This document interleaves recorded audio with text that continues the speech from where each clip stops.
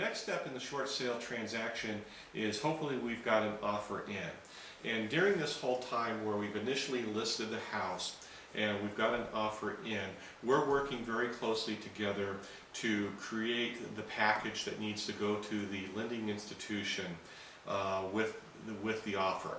And in this package there's items that the seller has to create and provide, and there's other things that I need to provide to the bank. And I'm only really going to talk a little bit about what the seller has to generate. First of all, the first item is a hardship letter, and this letter is going to talk a little bit about why you're in a short sale situation right now. And I'm going to give you examples of bad letters and good letters, and kind of talk a little bit about some of the things that should be in there. The other thing that you have to provide is a complete financial disclosure, kind of a worksheet listing assets and liabilities. And we have some standard forms that we use to actually demonstrate that to the bank. We have to be able to provide tax returns for the previous 2 years, some bank statements for the past couple of months, employment paychecks for the past couple of months, and there may be some other items that are very lender specific that I don't know of right now, but that's what we would garner when we initially contact the bank and figure out from them what's required to do the short sale application. So what we do is we take the information that's required to be generated from the seller, all the other paperwork that I've got to put together to support the transaction, including the offer, and we submit that to the lending institution for consideration. As I had mentioned earlier, there's nothing short in short sales that the first submission of offers from a real estate transaction may take a month to 4 to 5 months for the bank to actually act on. During this period of time can be extremely frustrating for both the buyer and also the seller, and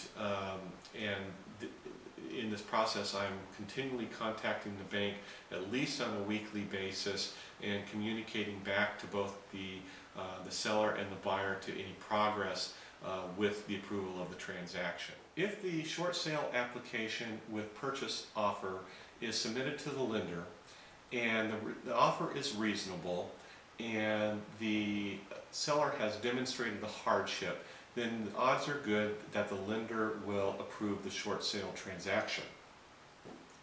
If the offer is low, what happens is once that application and offer is submitted to the lender, the bank will then do an appraisal. And if they believe that offer is low, then they'll actually provide a counter. What that does is it tells the real estate professional what the bottom line that the bank will take is, and then it can be advertised in the MLS as an approved listing. That way everybody knows pretty much what the bottom line is, and you're either going to get an offer at that price or the property will go into foreclosure. One of the most common questions asked of a real estate professional is, can the bank or the lending institution come after you for the difference or the deficiency? And the answer is maybe. And this is why we urge people to seek the consultation of a lawyer and seek tax advice from a CPA.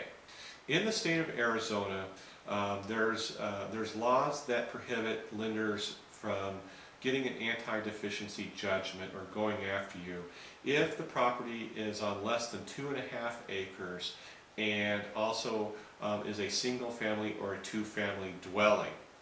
Where it gets gray is that if you have done a refinance or in a lot of cases with HELOCs or second mortgages, those are not necessarily protected from that anti-deficiency judgment statute. So when we're negotiating with the lenders, we are attempting to get you fully released and have them report to the credit bureaus full satisfaction of the mortgage versus just a release.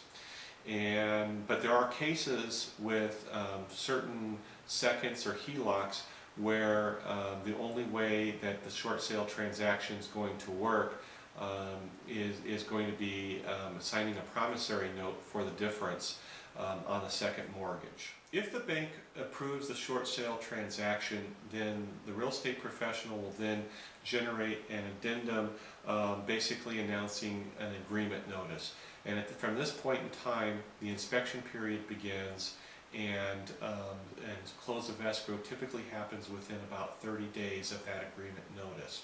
And then at that point in time, the transaction closes just about like any other real estate transaction that there is.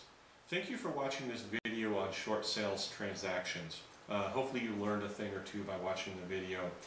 If you're in a short sale situation, or you think that you're in a short sale situation, I urge you to call or email me as soon as possible. The reason is that short sales are complicated transactions. They take a lot of time to do. And being that is a pre-foreclosure type of transaction, the longer amount of time that we have before foreclosure, the higher likelihood of success in the short sale.